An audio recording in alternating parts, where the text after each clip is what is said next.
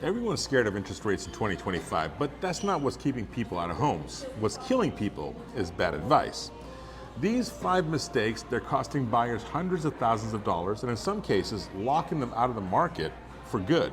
The market doesn't care about your feelings, but I care about your future, so let's dive right in.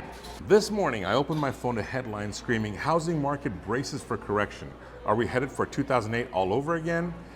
Fear-based content gets clicks, but it's selling you short on opportunity. Last month during Seize Badar, I had 3 different families pull me aside and whisper the same thing. "Ramin, should I wait for rates to drop?" I get it. We've got the media blasting doom, you've got Uncle Joe who bought in 1982 telling you to wait it out, and fear feels safe. But here's what I've learned after helping 500 plus Bay Area families. Paralysis is not safety, it's just dressed up regret. Remember 2020? Rates hit historic lows. What did people do? They waited for them to go down even lower. Then came 2021, and prices surged 28%. The waiters, well, they became the regretters. So let me walk you through the 5 biggest buyer mistakes I'm seeing right now and how to dodge every single one of them. Mistake number 1, waiting for the perfect rate. Let me tell you about Michael. Tech pro, great salary, about $300,000 saved up. In late 2021, rates hit 3.25%. Michael waited for that magical 2.99.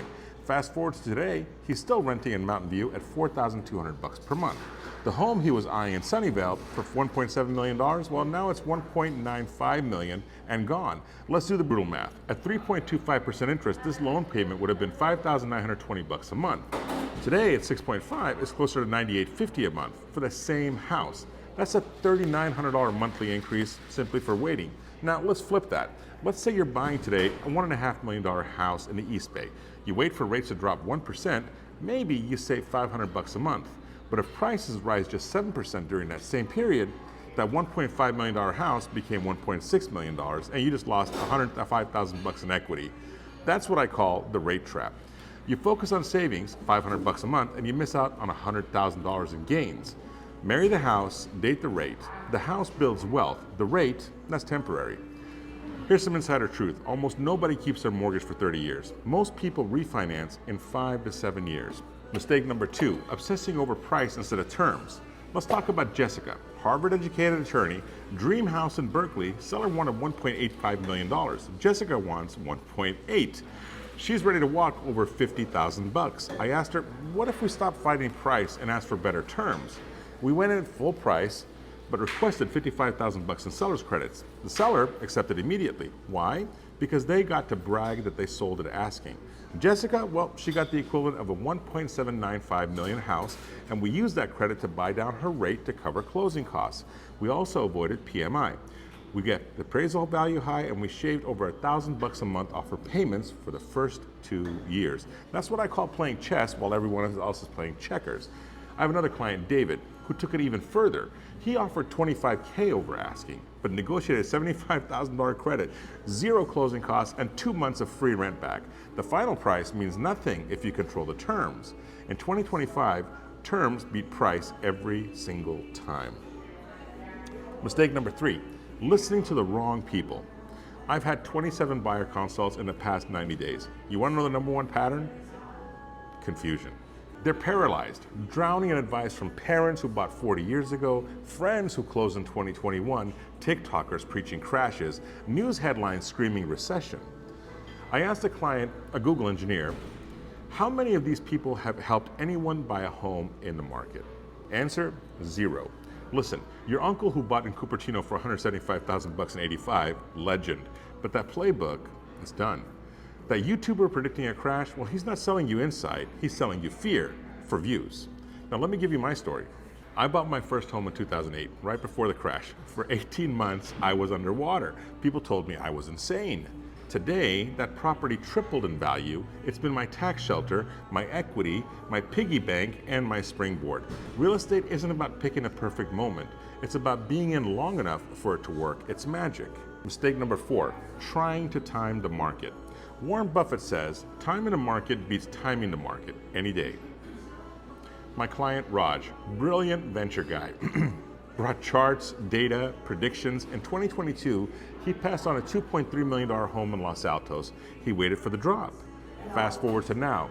He's now buying a smaller home in a worse location for $2.65 million. That wait cost him $350K in price, $70,000 in lost appreciation, and $80,000 in rent. Total, $500,000 in opportunity cost. Real estate is not a casino, it's an orchard. You don't buy the tree and sell it next week. You plant it, you wait, and then you harvest. Mistake number 5, underestimating the power of leverage. Let's do one more thought exercise. You put $300,000 down on a $1.5 million house. That asset appreciates just 5% per year. That's $75,000 in year 1, a 25% return on your money. Can your stockbroker beat that while you live inside the investment? Now, let me tell you about Elena.